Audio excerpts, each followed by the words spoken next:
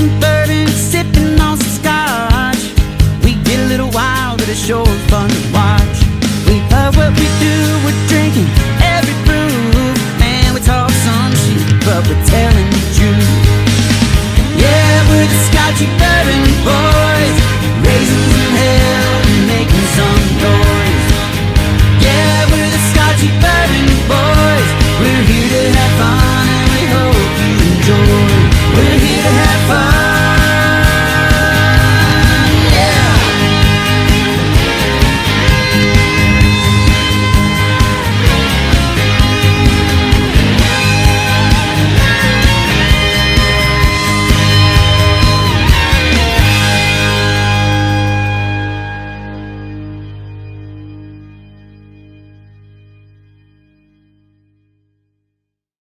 Streaming on anything. The only thing I'm streaming is Facebook Live. We're recording. Welcome everybody to the Scotchy Bourbon Boys. This is Tiny of the Scotchy Bourbon Boys. What happens on the podcast a lot of times is people contact me and they want me to taste their bourbons. It's a consistent thing that comes around, but it's really kind of cool for myself because I get to taste a lot of bourbons that I normally aren't in the store or not in this area. We are out of Canton, Ohio. Ohio has been a really hot spot to get a lot of different bourbons, but not quite what is out there. For instance, this is the first one that I'm going to, this Tuesday, Tuesday, February 7th, I believe it is, we will be tasting Molly Brown Spirits bourbon whiskey out of Denver, Colorado. Really cool. I mean, their packaging is cool. I love it. A lot of times people send me samples, and a lot of times they send me the full bottle. Being a large podcast, what happens if I have someone coming on, I will be sending samples of these bottles out. Then the other place is Old Line Spirits. They are American single malt. We will be doing this on Tuesday the 31st. We will be reviewing this with I believe Andrew Lang and Kaylee. I've got this stuff right here. So what I do is I go through the different places, and so we got that. Kaylee of Old Line Spirits. Actually, it's Mark McLaughlin. He is the founder of Old Line Spirits. So we will be working with that. Actually, this Old Line Spirits, I was hooked up with. Oh man, just sometimes my brain. We got comments already. All right, who we got? Mornings to Sean. We got a comment there. Yep. If you want, like away, comment. I'm monitoring this Facebook Live, and this is just going to be a YouTube video also of how I taste through. But I thought I was prepared. So let's just go. I believe Renee. I want to say. Now I really have to go through. I know mailbox is the Scotchy Bourbon Boys. Let's see.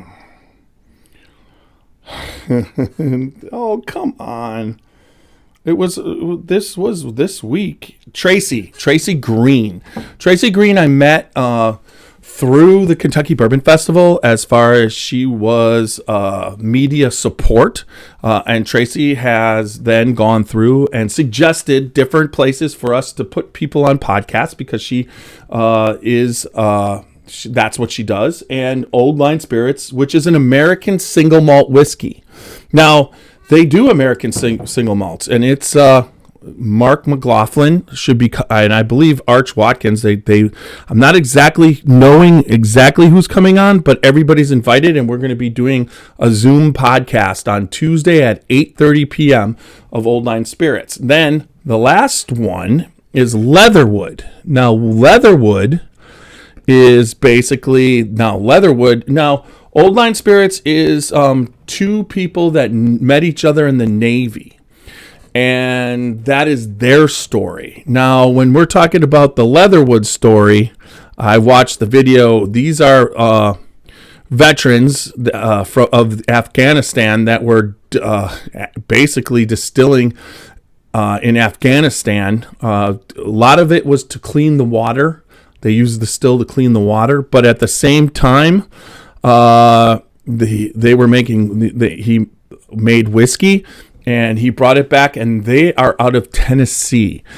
They basically have. I've got 4 samples of their whiskey that I'm going to be tasting right now, and then Molly Brown has 3 spirits, and Old Line has a bunch. Now the Molly Brown, the Old Line was Tracy, and then I will go right here and look up my favorite girl, she is the brand ambassador, Kaylee Baker she is their brand ambassador. So I can't wait.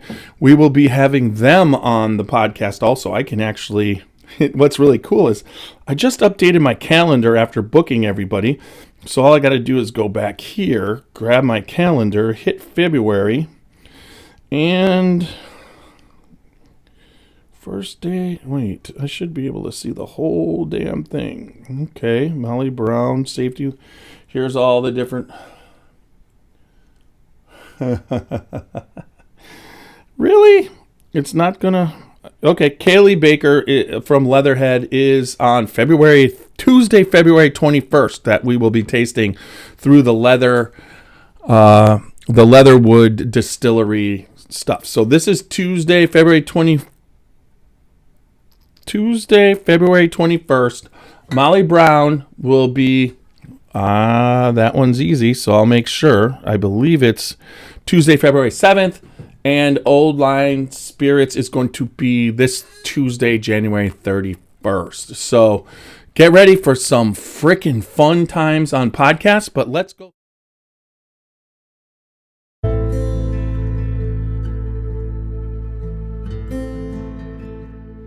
Hey, Scotchy Bourbon Boys fans, this is Alan Bishop, Indiana's alchemist of the Black Forest.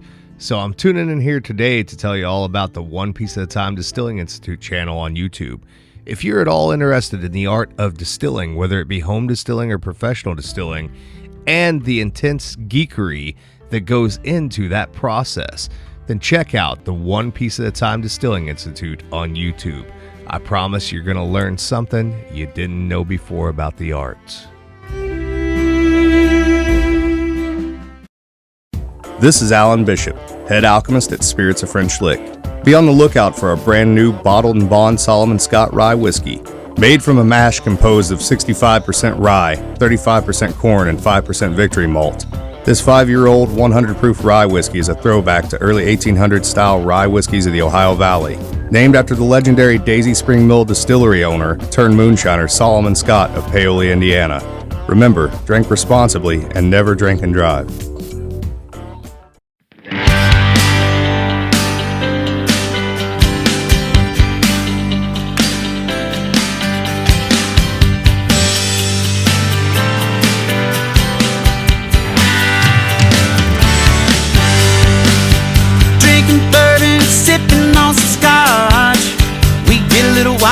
Sure fun to watch. We love what we do, we're drinking every brew. Man, we talk some shit, but we're telling the truth. Yeah, we're the Scotchy Bourbon Boys, raising some hell and making some noise. Yeah, we're the Scotchy Bourbon Boys. We're here to have fun and we hope you enjoy. We're here to have fun.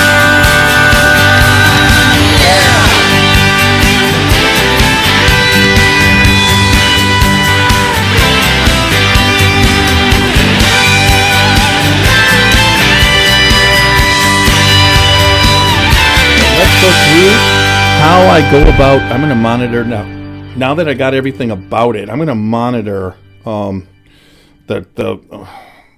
Facebook. I'll just check that out as it goes. We've got some people watching. Thank you. Any kind of support for the Scotchy Bourbon Boys, we greatly appreciate. www.scotchybourbonboys.com. Check us out there. And then also any of the Facebook, Instagram, YouTube, TikTok and Twitter. If you follow us there, please support us with comments, likes, subscriptions, everything, and then all major podcast formats if you listen to us. This is not a listening podcast. I'm just recording this. This will be a YouTube broadcast. Some of this front stuff is going to be edited, but let's go and start. Let's start by opening. Now, like we've talked about this in the past, what is a neck pour? Well, I found when I'm doing my sampling, stuff has to sit for a while if I've just opened it to let it breathe. So what I'm going to do is I'm going to open this, and I come up with a thing that even Alan Bishop agrees, but I open it up first because it's been sitting for a while. It came from a distance, and now this is an American single malt. I let that air in the top. Ooh, that actually is a pretty good one. And then what you do is you put the cap back on, exceptly for my samples, and I'm going to flip it over, and I'm going to, so the single malt I'm going to pour in here, pour myself a little bit. I don't want to pour too much because we're just tasting today. I shook that baby up. We got that opened. Now this will, for the podcast on Tuesday, will no longer be, this will be perfect set up. So I'm going to let this sit a little bit. If we go, and then I'm going to go to my next. Now, I've got lots of different glasses. I know each spirit. So we got their straight bourbon whiskey from Molly Brown. We got their spiced bourbon. And then we have their high rye bourbon. So I'm not exactly sure, but I think we'll open that spiced bourbon. Now, the spiced bourbon is a flavored bourbon. So we are going to just put that, we'll pop that baby. Now, it is flavored, it's spiced, but one of the cool, now I do make sure, I know for a fact, I should have my glasses, and that is very important for this part because we're going to look at the proof.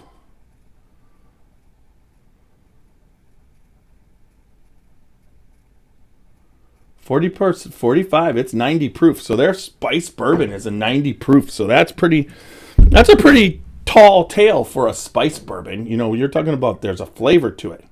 Put a little bit in this particular glass. That'll keep track of that. And I am going to section them off real quick so that I don't mix them up. Now, that was the spiced. We got the high rye here, which I'm going to put in a...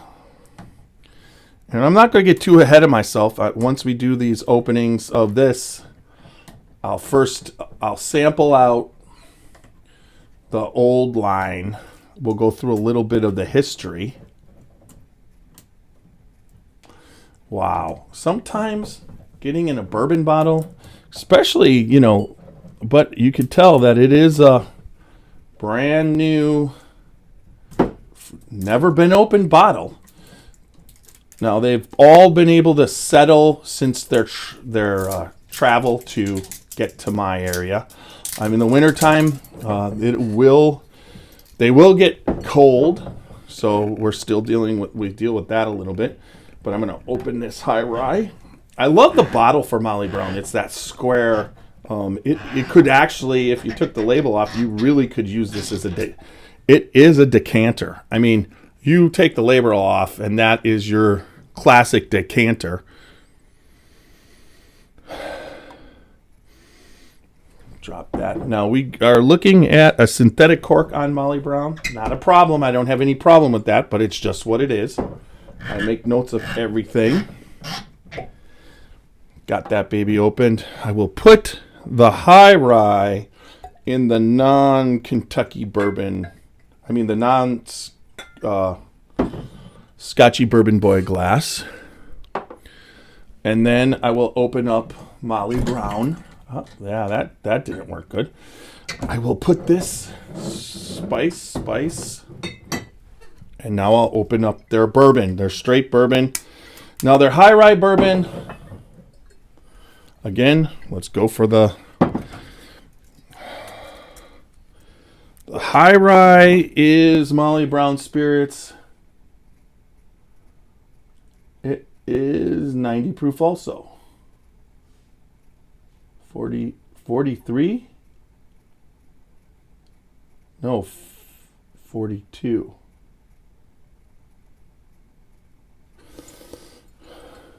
Once again. 45. 109, it's 90 proof for the high rye. And then the straight bourbon. So we're looking at 45 straight across, right? No, the straight bourbon is 80. So your high rye is a 90 proof, your straight bourbon is 80 proof, and the spiced is also 90 proof. So that's what we're looking at. We'll take care of the neck pour. All right.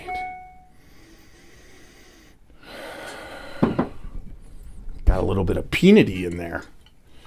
All right. Now, Molly Brown is a Colorado bourbon. And Colorado is known for its altitude in aging and then its temperature in aging. So the aging process is a lot different. So we got the regular bourbon, the high rye, and the spiced right there. We're doing good there. So let's first get into new line. So normally what I got to do is I've got people coming on old line, not new line, old line distillery. So the old line distillery, I had not heard of them to be honest. I had never heard of them. Now, when I was contacted by Tracy, she was talking about American Single Malt. That is 100% to me, American Single Malt is an up-and-coming whiskey category that absolutely in the United States is going to explode. We all know what's happening with bourbon, and then we all know what happened with rye. I mean, bourbon was crazy, and then rye, I mean, for what rye is, for what the old distillers considered what rye was for, and what rye has turned into, that category has exploded too. But now, there's a couple things that are happening. One, we're dealing with a barrel shortage. So that's one thing. So you're going to see a lot more American whiskey coming onto the scene because of the fact that when you run into a barrel shortage, barrels can be reused. Scotch and Irish whiskey and Canadian whiskey all don't have to. They just have to be in oak barrels for 3 years. You can reuse barrels. So based off of being able to reuse barrels, you could produce a lot more whiskey in those areas because they're reusing the barrels, and they're actually also reusing the American barrels because as when it comes to bourbon and rye, they have to be in new barrels. So not a lot, but you got to look at who owns these huge most of the distilleries. When you're looking at Beam Suntory and you're looking at other places, Beam Suntory, you're looking at Diageo, you're looking at Sazerac. They all own distilleries across the world, so they're able to take their barrels and reuse them into the scotches and whatnot. So the barrels are all being reused, but in America, we have not been really what would you say, taking advantage of our barrels. But with that barrel shortage, it looks like coming up, in my opinion, as this huge bourbon explosion and rye explosion is happening, the more and more barrels that's needed. It's not that we have a lack of wood. It's based off of what's going on in the world. It's getting workers and people to get the wood out of the forests, which is kind of good that we're not getting it out at the rate that we thought we would, because at the same time, those oak trees just keep getting older, which will make a better quality stave, which will, you'll be able to get a better bourbon aging in those as you have these time periods. We're set up 100% to be able to meet this demand, but we're not meeting it because we don't have quite the workforce that we thought we would after what happened the last couple of years. But that's just that's not 100% of what's going on, but that's a general gist of what's going on. So then that takes us to Old Line Spirits. So it's a Navy connection. So I love Horse Soldier. We're talking about Old Line Spirits. We're talking about Leatherwood. When you talk about people who have gone into situations and sacrifice their lives, that put their lives on the line for their country and come back and they produce whiskey, there's an aspect to those people that I completely and totally respect in their whiskey making. One, their appreciation of life is different than most people on the planet because of the fact that they've had to actually put it on the line. And they have a dedication and devotion that I find that is unique to and works really well into the distilling industry.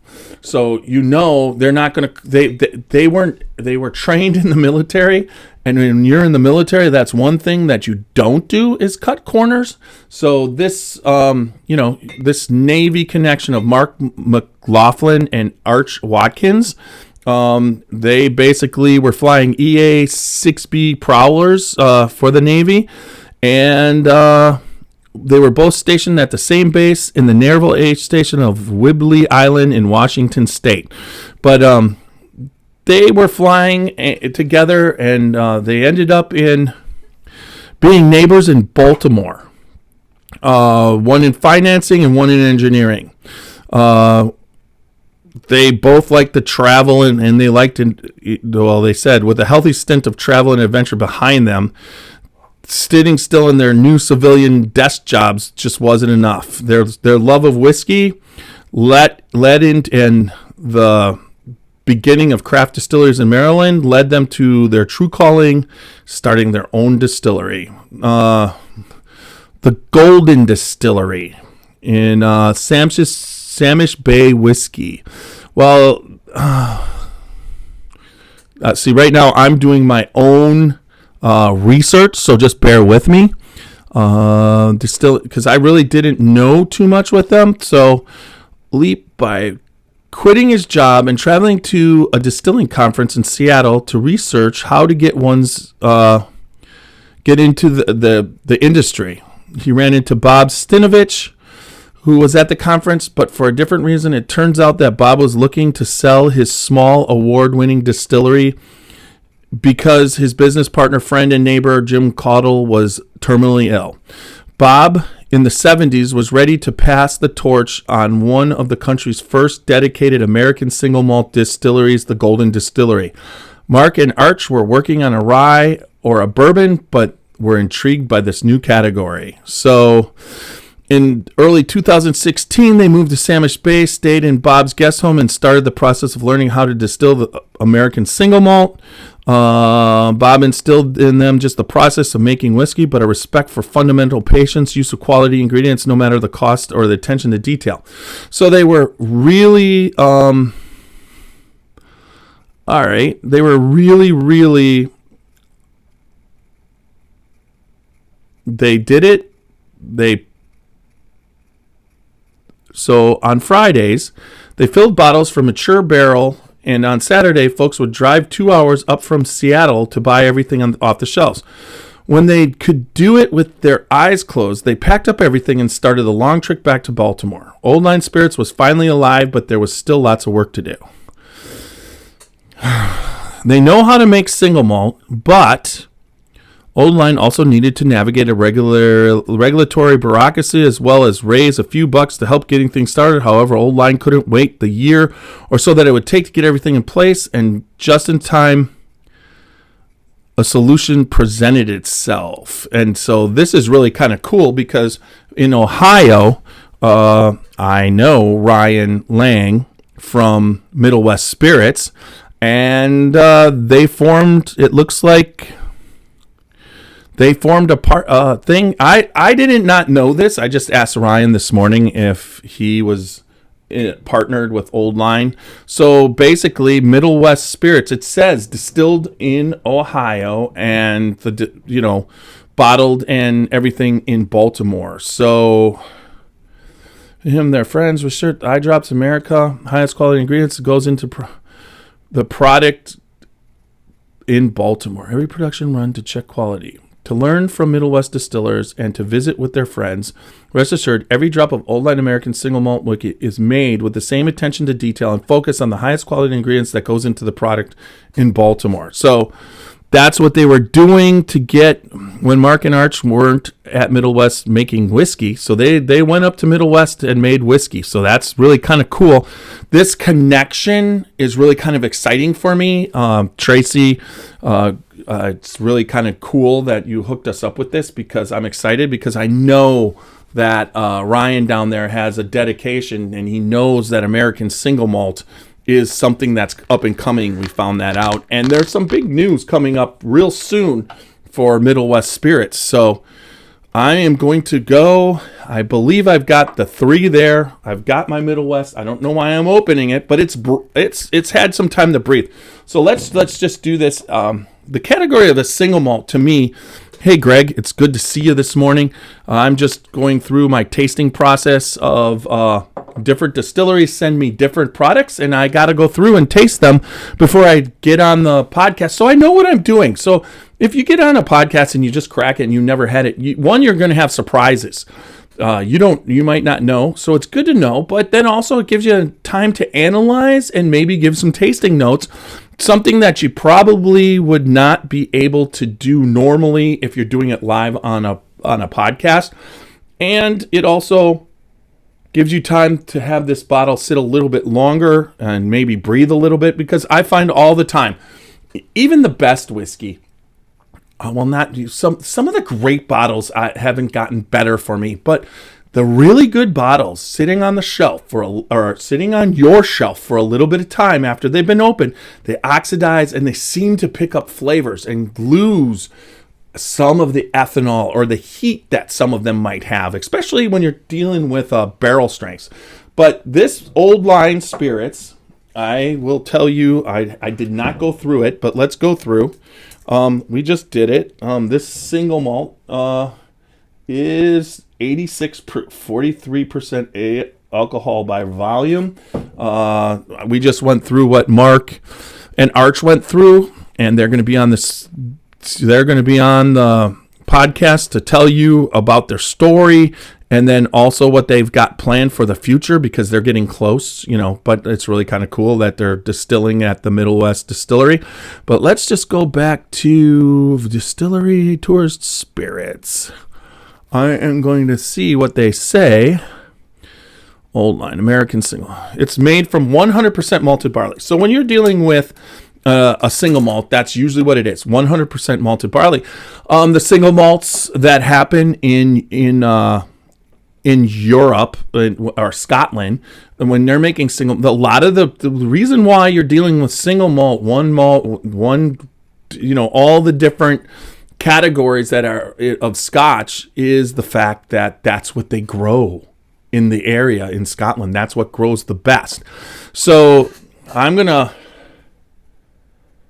single malt whiskey is aged in charred new white oak casks. So there you go. So it is new. So they're making this in a new white oak cask, which impacts essences of caramel, honey, vanilla that complement the malt flavor. The whiskey sips very well, neat, makes a great cocktail. So here we go. I'm going to give it a little. The nose is exactly what I love about a single malt. I mean, one of the things about American single malts is you're not dealing with the peat. The peat is something to do. Peat in the United States is kind of, you'd have to, it's not like peat is just regularly available in the United States.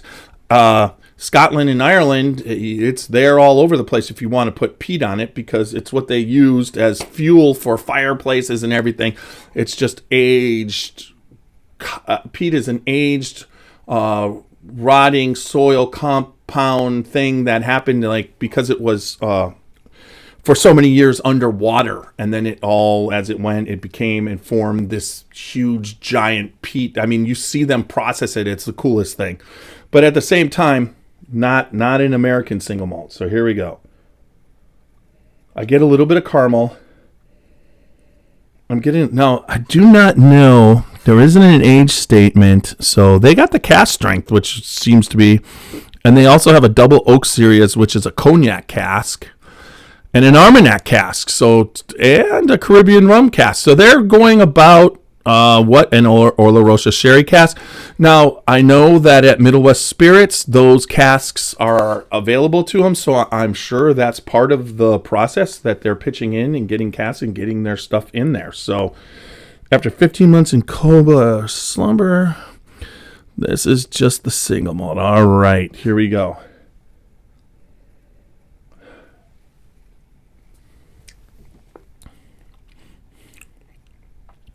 Wow. I get a ton of caramel on the front palate, and it stays sweet. I mean, that is a delicious single malt. There's a little bit, you pick up I always find that when you're dealing with the single malts and you're dealing with malt, 100% malt whiskey, that a lot of times that, yeah, there you go. Greg Schneider says Breakfast of Champions. That's for sure today, because I got to do this. I've got all these podcasts coming up. I really want to know what I like.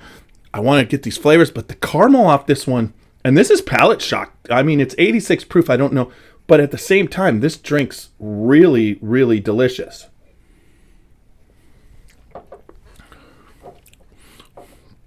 You get the little bit of malt, but the caramel and the sweetness overpower everything through.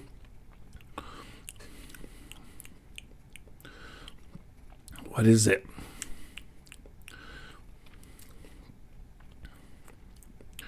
Nice finish too, and that's one of the things that you always notice about the single malts. Their finishes, I think it's because the single malts are a little bit more. When you're dealing with that malted barley, you're not dealing with the wheat and the corn. Those are strong, vibrant, they're the grains, whereas that malted barley is more of a fine-tuned kind of it's not as strong and prevalent. So you get the flavor of the grain and the cereal, but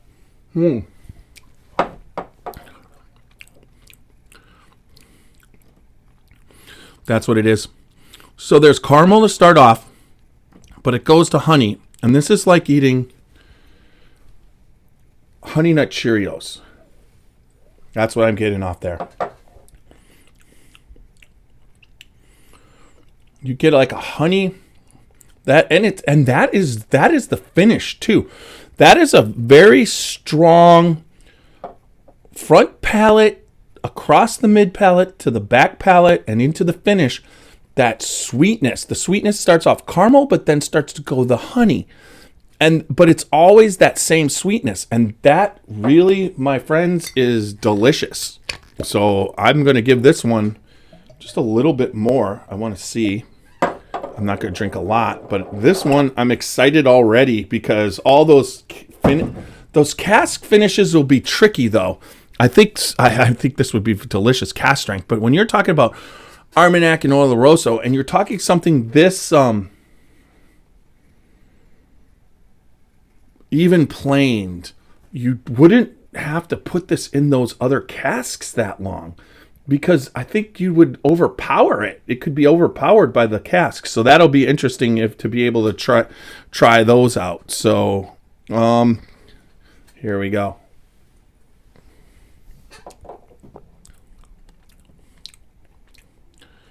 Have to say I really like that. I do like the category of American single malt. I would say less peated scotches are, when I drink scotch, is what I'm looking for. I don't mind a little bit of smokiness when you're getting into like a Johnny Walker, that type of thing where you're a blended scotch. And that smokiness is just subtle. That is fine with me. Okay. But when you get into some heavy peated things, I haven't had the desire to yet go out and force my palate to like something that it doesn't like at the moment. Down the line, I'm going to be going to Galena Whiskey Festival, meeting up with Martin Duffy and also the Blom Brothers there down in Galena, plus a bunch of other dips. But that whiskey festival covers Scotch, bourbon, everything. So I'm really looking forward to it. Maybe then I'll start to, that weekend will be the weekend. So who knows? But this, the Old Line American Single Malt, is exactly what I'm thinking is one of the up-and-coming things. And I'm really excited that it was partnered to get this point and get them started at Middle West Spirits here in Ohio. So cheers to Mark and Ryan from, and then also let me just go back to, I'll go back to their, wait, they don't, our story. Okay. Once again, I'm doing this right now because this is the, like, getting it down. So Mark McLaughlin and Arch Watkins. So cheers to Mark and Arch, and then Ryan for, this is some damn good shit that you helped them distill, or they distilled at your place. All right, so there we go for that. Now we're into Molly Brown. So what we need to do, the bourbon, then the high rye. So I'm going to go with the lowest proof, which is the bourbon. So we got Molly Brown Spirits. Now, the bourbon, there it is. Cool, like I said. I love the whole thing. We're going to flip over to Molly Brown Spirits. Now, Molly Brown Spirits are true grain to glass spirits. We start with whole grain grown on the fertile Colorado plains by our farming partners, Root Shoot Malting in Loveland, Colorado. By keeping every step of the bourbon production process in-house, we are able to produce an exceptional spirit. We mill our own grain to ensure the freshest mash, then ferment and distill on the grain to develop the richest and most complex flavors possible. Only the smoothest portion of the heart of the distillation is chosen to be aged in full-size 53-gallon new American charred oak barrels. Each mature barrel is individually sampled, then selected to be bottled once the flavor has been deemed to meet our stringent guidelines to ensure the most robust flavor. Our bourbon is never chill filtered and proofed with only pure Rocky Mountain water before being bottled. Give yourself a break from your everyday bourbon and dance with the queen of bourbons, Molly Brown Bourbon and Molly Brown High Rye Bourbon, the spirit of Denver. So this is out of Denver. We got their standard bourbon. Each small batch of Molly Brown bourbon begins with our signature 3-grain blend of 75% corn, 18% rye, and 7% malted barley. These flavors are melded together to perfection by our meticulous on-the-grain distillation process, then aged in-house in 53-gallon American charred oak barrels. The result is a beautifully balanced bourbon with familiar corn sweetness up front, followed by subtle spice and complexity derived from the rye and barley as it rolls over the tongue, alluring notes of maple, caramel, complex vanilla, subtle oak, hints of malt, dried fruit, and spices come together in a perfect balance. Symphony of flavor. Refresh your glass with a new standard in bourbon, Molly Brown Bourbon. There you go for the Molly Brown Bourbon. Okay, I love the nose. I'm getting, what is it? I love that. There's like a burnt chocolate cherry. Really loving the nose on this. Ooh, excited. The nose, I would give this a high rating on the nose. It's 8. Let's go. Now it's 80 proof. Wow. Holy shit. Nice. I get some, that is delicious. Not what I was expecting at. So 75 corn, 18 rye, 7%. It's smooth. It's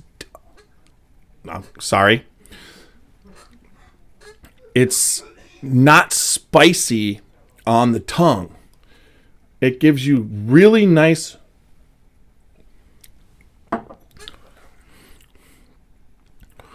dark chocolate, a little bit of cherry. I get the maple. The maple's left. So that is, once again, kind of I'm excited about that one. That is their straight bourbon whiskey. There we go. That one's coming up February 7th, folks. Let's go to their high rye.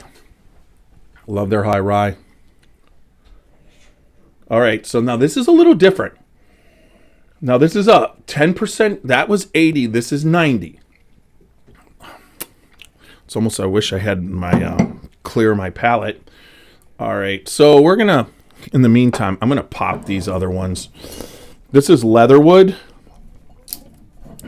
Let's just open them up. I gotta open them up. Leatherwood has 4 spirits for me to taste this morning. I want to just open each one up and allow it to breathe. And they all look different. They all look exciting. I'm excited. This company has an attitude towards it, the Leatherwood company. All right. I really love the Molly Brown bourbon. Now we're going to the high rye bourbon. And it's different right away. So this is more, let's read the 51 corn, 35 rye, 14 malted barley. Each small batch of Molly Brown bourbon begins with our 3 bold grains. That's what I just read.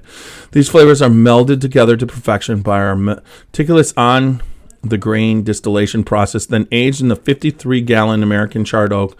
The high rye bourbon is unlike any other bourbon you have experienced. The bold flavors of Colorado rye and front center, and the initial sweetness of corn gives way to delicious cinnamon and pepper flavors that can only come from rye grown in Colorado sunshine. Expertly layered underneath the bold palate are the intertwined notes of chocolate, vanilla, malt, caramel. Bottled at 90 proof, this bourbon has flavors as bold as the West and slimy finish that will leave you wanting more. Grab a bottle of Molly Brown High Rye.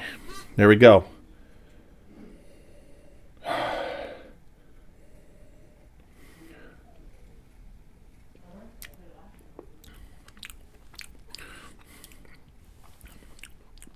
Like that too. Wow. For a 90 proof. I love what's going on. I love what they're doing. I'm excited. This is making me excited for the Molly Brown podcast. I'm excited for the old line. All I got left is the Leatherwood, so I love it when people send me their spirits to try. And I'm telling you, I'm tasting these for the first time. I'm being totally honest. If I'm not a fan, it's not because I think other people shouldn't like their bourbon or rye. I can understand good whiskey, but then you've got good whiskey that I like, and these have been good whiskeys that I liked. So here we go.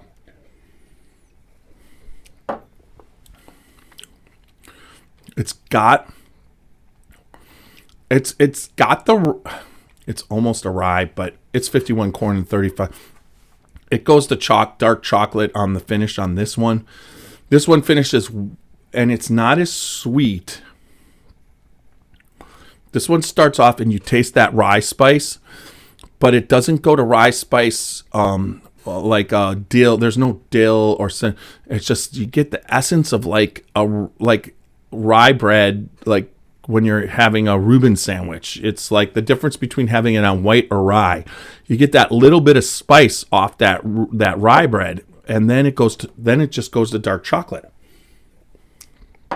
This is definitely spicier. There's a little bit of pepper, but not a lot. For 90 proof, damn.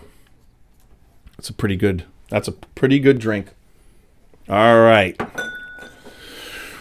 So let's go to the spiced. Now, we're going to have whiskey on this podcast. The reason why we had whiskey on the podcast in the first place is because, why we're going to have him is because he's the one that discovered Molly Brown Spirits, met with them out in Colorado, got me to, all right, so let's do this again.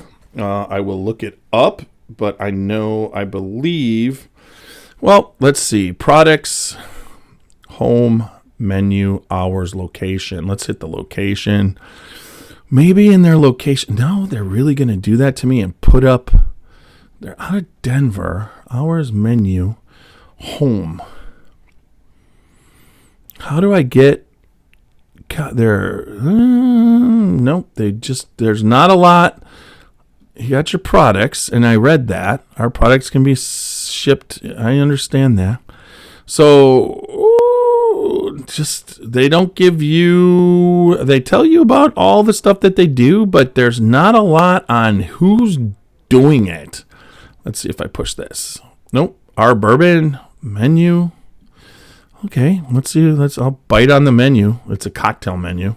So not a lot. The website's a little bit, what would you say? Not helpful when it comes to the making of who's making it. Let's go to my email. And we're back here. I'm pretty sure I know the people. I thanked him for it. Let's go.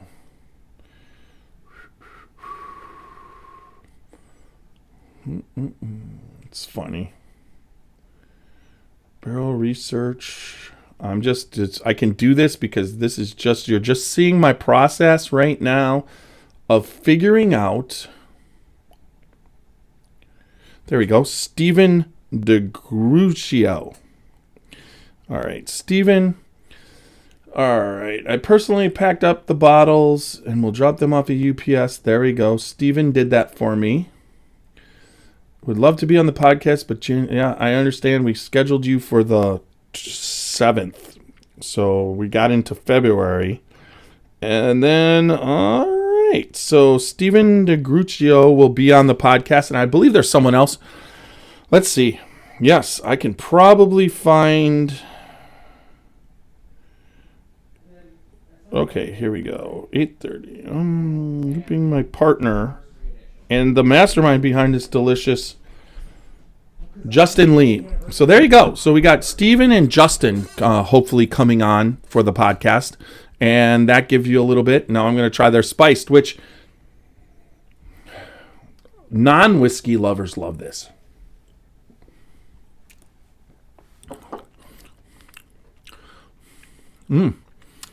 Nice.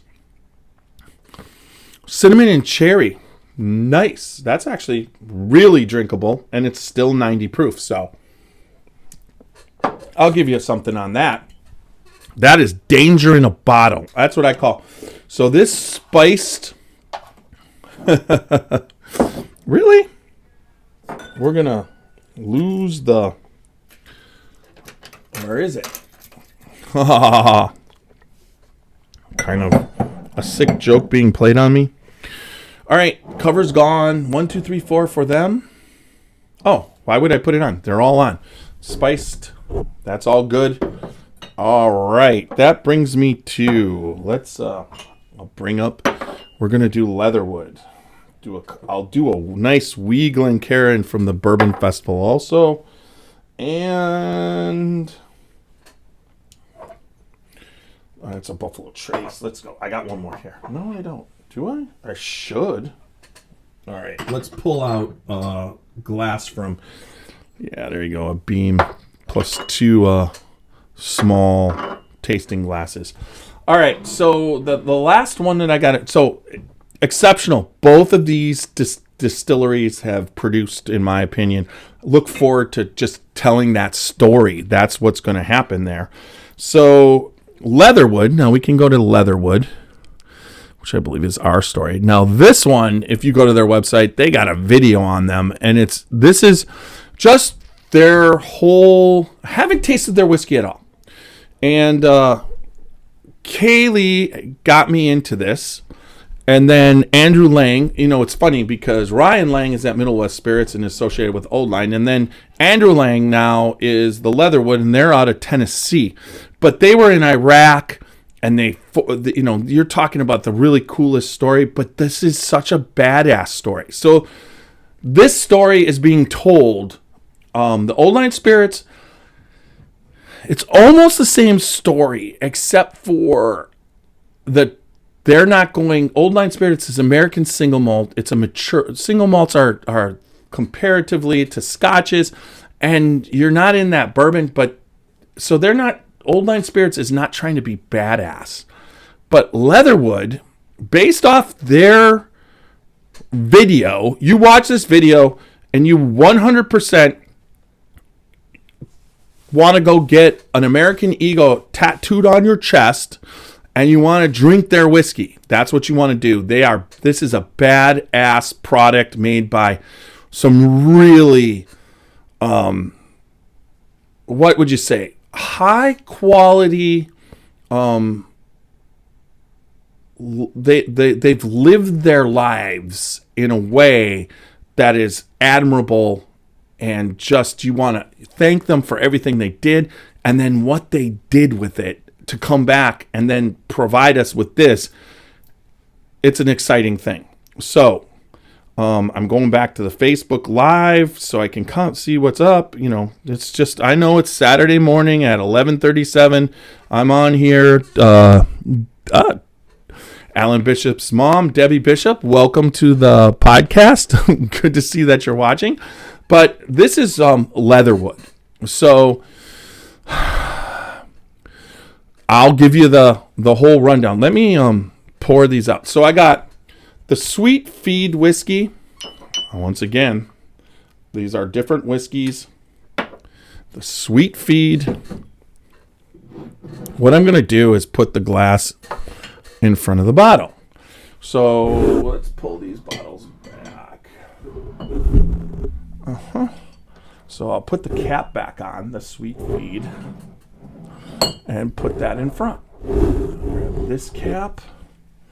And the next one is their rye whiskey. It's called Have You Forgotten 911 Checkpoint Rye. Yeah, and that in itself is something right there. I don't know.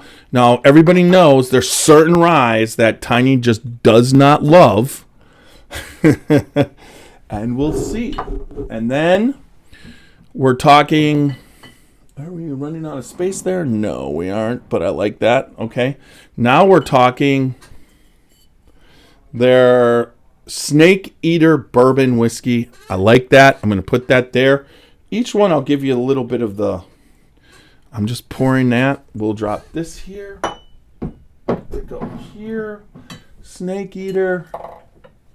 Drop that. Each one.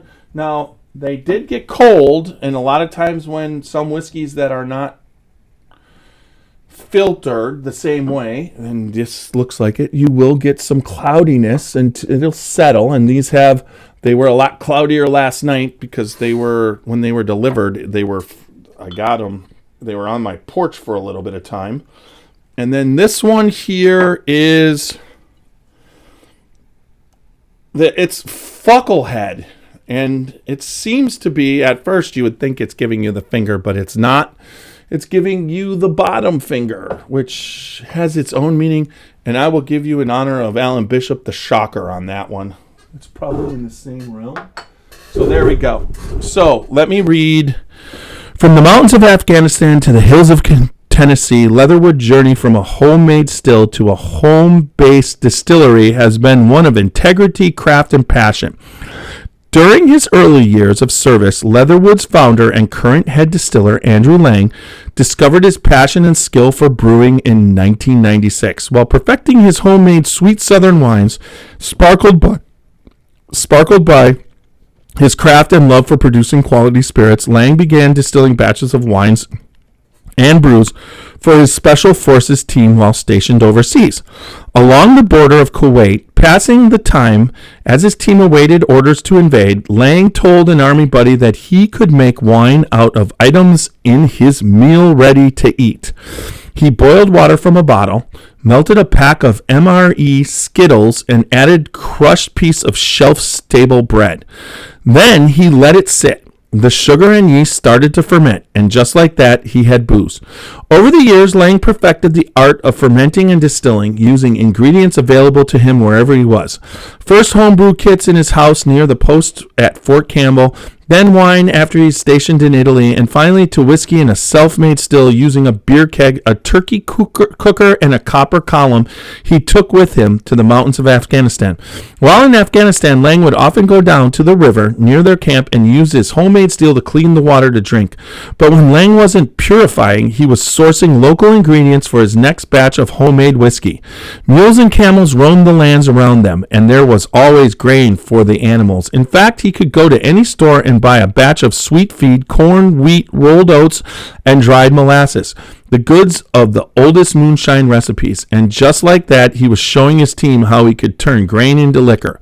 Now, years after retiring from the Green Beret, Lang continues to distill craft whiskeys back home in Nashville, Tennessee, using homemade designs. Lang's current still produces rums, ryes, bourbons, moonshines, and many other spirits for purchase at his Leatherwood Distillery in nearby retailers and now online. So there you go. There's his backstory. Now we'll go to the spirits. No, I mean, shop. Okay, so here we go. So, Talk Shop, Leatherwood, apple pie. God, there's a ton of them. Let's see. We'll just go right here. Snake Eater Bourbon Whiskey. So, let's click on that. There's the rye. So, Snake Eater Bourbon. Okay. Page for information on these.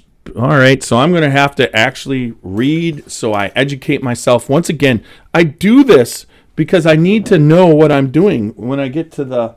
I don't like to be one of those podcasters that have no idea who Andrew Lang is. They don't know who Mark or, I got to do the research so that I don't look like an idiot on the podcast. Sweet Feed Whiskey. This is 80 proof, all right? Then we've got the rye. 911 is 80 proof also. I haven't had many 80 proof ryes. Usually ryes are higher proof. This bourbon is 85 proof. And then the Fucklewood, I think that's what it's called. Fucklehead bourbon whiskey is, let's see, that's 80. So what do we want to start with? So we got the 80. Let's start with the Sweet Feed whiskey. So let's see, is there anything on the bottle? Veteran operated, veteran owned. They got the leatherwooddistillery.com, Sweet Feed, 5123. All right, there's a government warning. And do we got something here? Bottled by the Leatherwood Distillery, Pleasant View, Texas. Distilled in Pleasant View, Tennessee, and distilled in Pleasant View, Tennessee. So it's actually distilled and bottled in Pleasantville, Tennessee. So that's where the distillery is.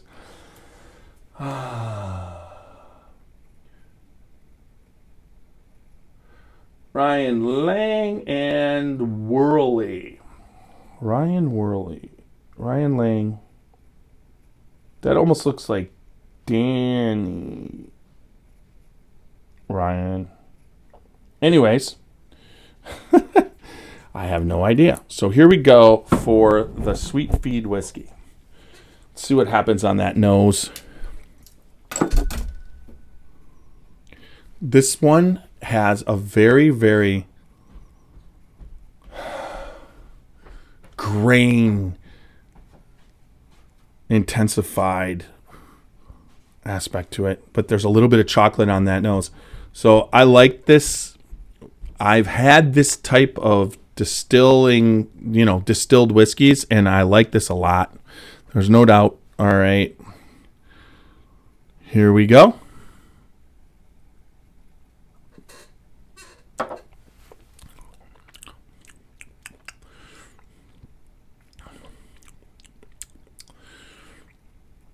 Is there a back label? No. So trying to get a little bit on this Sweet Feed, I'm going to have to do the research. It said visit our YouTube page for information on each spirit. So that's what I'm going to do, visit their YouTube page.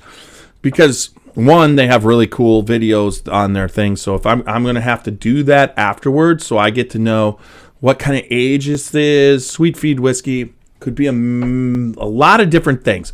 This could be months old, not 24, 2 years old, 36, which is 3. I don't know the age or anything, but I will tell you.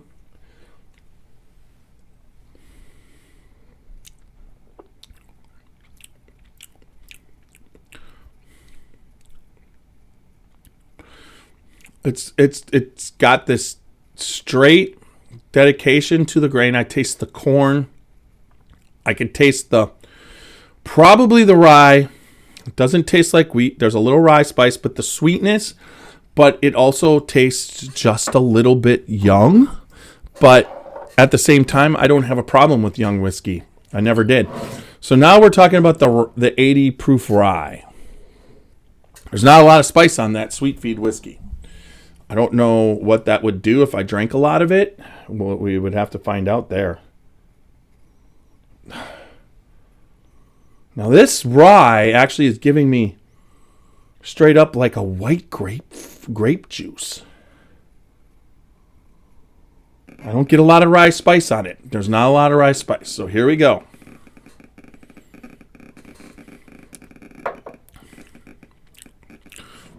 That's delicious. That's a delicious rye. Chocolate, finish, nice job. I don't know the age. It doesn't taste. I would drink that. And I've spit out some ryes in my time. I like that rye. So I'm going to find out a little bit more about that. Now we're going to go to their... So let's go to their 80% Fucklehead.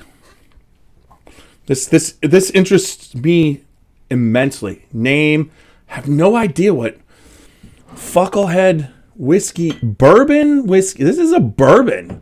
So I'll be interested to see what the difference is. I mean, you could see the lightness difference of their actual bourbon.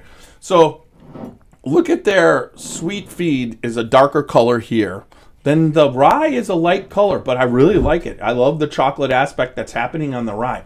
Now on the rye, there is a back label. So let's just take a look at that. Once again, I'm doing this purely, this is how my process is when I have to taste, to have people on. I want to taste their whiskey. I want to promote their whiskey. So it says Checkpoint. It's a predetermined location along a movement route. Whether it is on land, sea, or air, it is utilized during combat operations so that all personnel know exactly where they are throughout the movement. So that's what the bottled Leatherwood Distillery distilled in, yep, it says, and it's Checkpoint Rye. So that's based off of that, named after that, the 9/11 never forget, 9/11 Checkpoint. All right, and so we're at the Fucklehead right now. Now Fucklehead, let's see what that says on the back. It just gives us bottled in Tennessee. It doesn't give me an, oh, that's like, maybe it does. Aged 2 years. So the age statement on the Fucklehead is a 2-year. So that's where it becomes a bourbon. Bourbon is a bourbon, but it becomes 2 years is the thing to add, I believe, straight. So now this has got a unique taste. I'm not sure I like it, but we'll see.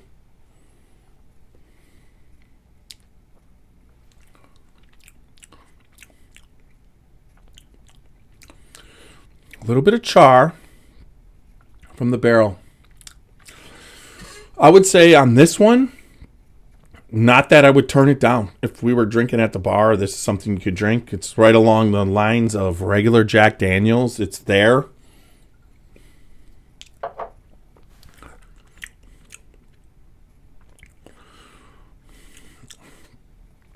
It's in Tennessee. I wonder if they use the Lincoln process on that. That tastes a lot like Jack Daniels to me on there. That I'm not the hugest fan of this one so far. The rye, surprisingly, is what I like first. I liked this sweet feed whiskey, which makes me think it's like a corn whiskey. I'll have to get more on that. And then let's hit the last one. I mean, I'm not going to like every single whiskey I drink. It's just not something that that's possible. There are different palates. There's no astringent value of that. That tastes properly distilled. It's just like at 2 years, and what it is, it's to me, like I said, I don't have a lot of opinion forward, and there's no negative opinion backwards. It's just a whiskey. So let's hit there's a lot of people who absolutely love, Super Nash is watching. Cheers. Who love that Jack Daniels, the Lincoln Process. I'm not sure if that has that. I don't get the maple, but it still has that same. It's a Tennessee whiskey. It has that same kind of thing where like I said, regular Jack Daniels, just not a fan of.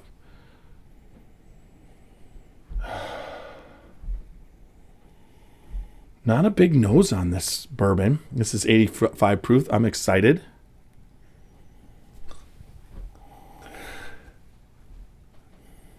Here we go. Like that a lot better.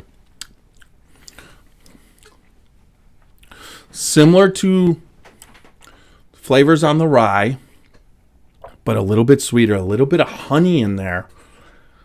Oh, not bad. Let's see what it says about this. Gotta drop the old man fucking glasses because you can't stop the hands of time. This is Snake Eater. So let's see what it has to say about the Snake Eater. I need more. There we go. Snake Eater is the nickname given to the former member of the Special Forces, i.e. Green Beret. They are known for their ability to survive in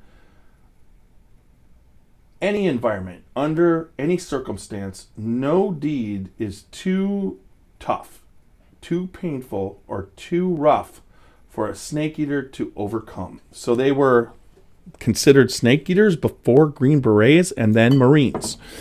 All right, perfect. I would say this holds a candle to that name. I would like, let's see if it's got a, it does not have an age statement. Oh, it does. Let's see. This one, I got to put the glasses back on. Fuck that. So I've been told that if I get online for 3-4 hours, it's the best thing to do. All right.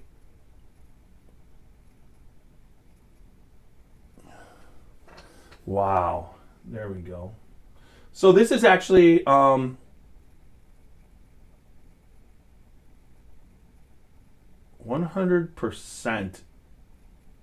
aged 4 years. So 100% of this has been aged 4 years. So this is a 4-year bourbon, and it's there. You could tell it's good. They've done a good job. It's a 4-year bourbon. It's right up there with bottled in bonds. If you a bonded warehouse for 4 years, you're talking. It's right there. 4 years to me is the point where whiskey starts to express itself the best. It can, there's a sweet spot. People argue between 9 and 10 years. Some people, for instance, when you're talking like Pappy, I love the 15-year. 12 years good, but 15 years the best. But after that, it's over for me. But here we go. Cheers. Absolutely. So what I got to do is go to YouTube, watch. Did anybody comment? I'm going to just check. All right. Never too early to pregame drink. You're the man. That's what Super Nash says to me. Yeah, not pregame drinking. There's no games today, but I had to get through these bottles. I had to check out, and that's what you have to do as a podcaster. That's what I wanted to do. I recorded this. I'm going to stop recording right now. I'm finished up. I don't want to make it too long.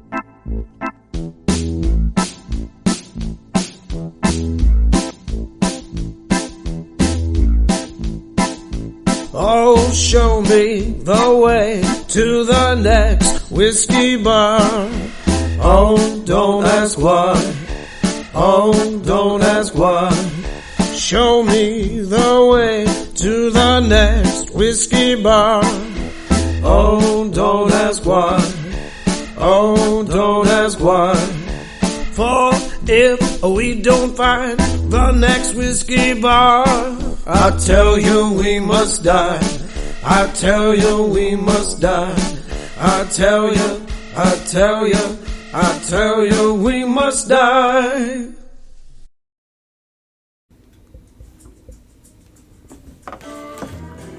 Dant Crossing, Gethsemane, Kentucky.